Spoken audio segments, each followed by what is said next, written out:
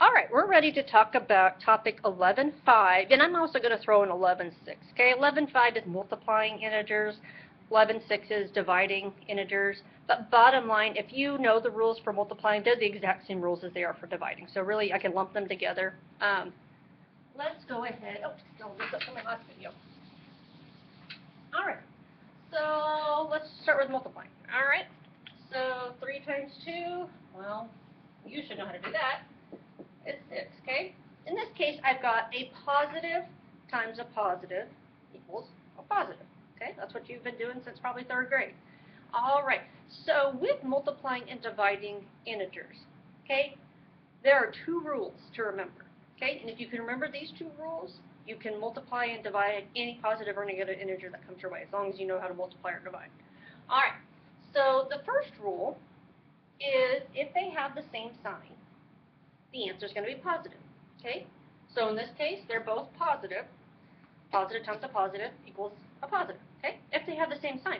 Now, the flip side of that is -3 times -2, okay? Well, they're both negative, but do they have the same sign? Are they both negative? Yes, okay? So because they have the same sign, my answer is positive, okay? So same sign, 3 times 2, -3 times 2.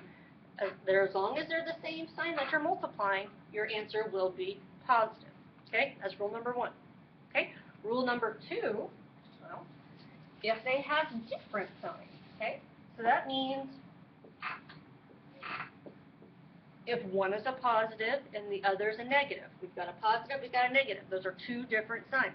If they have different signs, my answer then is a negative.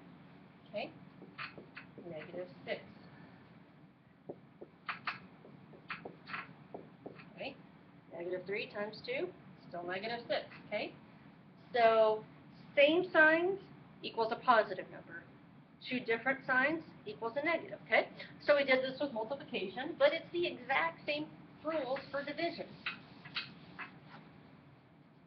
6 divided by 3 is 2. +6 divided by +3 is a +2.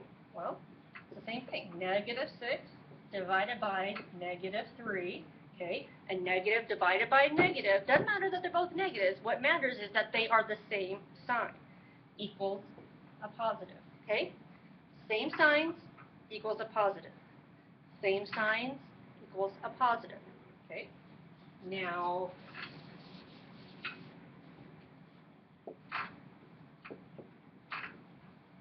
okay, 6 now divided by a -2.